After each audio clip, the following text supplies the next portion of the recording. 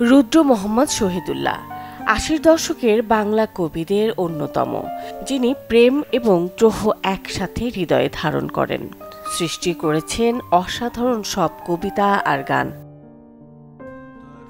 রুদ্র মোহাম্মদ শহীদুল্লাহর আদিবাড়ি বাগেরহাটের মোংলা উপজেলার মিঠাখালী গ্রামে। ঢাকা বিশ্ববিদ্যালয় থেকে বাংলায় MA পাশ করেন তিনি।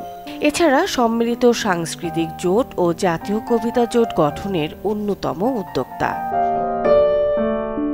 শোষণ নিপীড়নের বিরুদ্ধে প্রতিবাদ, গণ আন্দোলন, ধর্মনিরপেক্ষতা ও অসাম্প্রদায়িকতা তুলে ধরেছেন নিজের লেখায়। ৬০টি কাব্যগ্রন্থ ছাড়াও অর্ধশত গানের রচয়িতা ও সুরকার তিনি।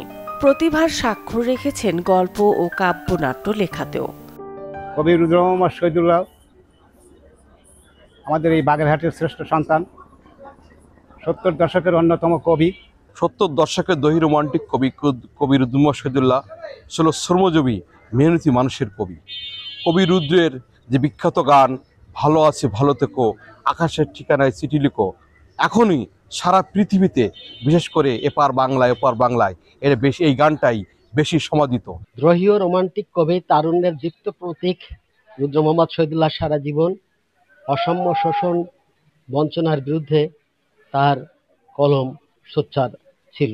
কবি রুদ্র মোহাম্মদ শহীদুল্লাহ যে কবিতা, তার গান আমরা দেখেছি বাংলাদেশের সকল গণতান্ত্রিক আন্দোলনে, সকল গণসংগ্রামে, গণ অভ্যুত্থানে প্রেরণা হিসেবে কাজ করেছে। প্রাসঙ্গিকতা দীর্ঘদিন থাকবে, যতদিন গণসংগ্রাম থাকবে, গণমানুষের থাকবে সংগ্রাম থাকবে, শোষণ থাকবে, বঞ্চনা থাকবে, ততদিনই কবি রুদ্র মোহাম্মদ শহীদুল্লাহ আমাদের মাঝে প্রাসঙ্গিক হয়ে থাকবে।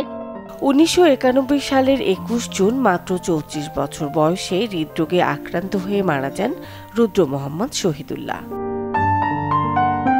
Desk report, channel 24।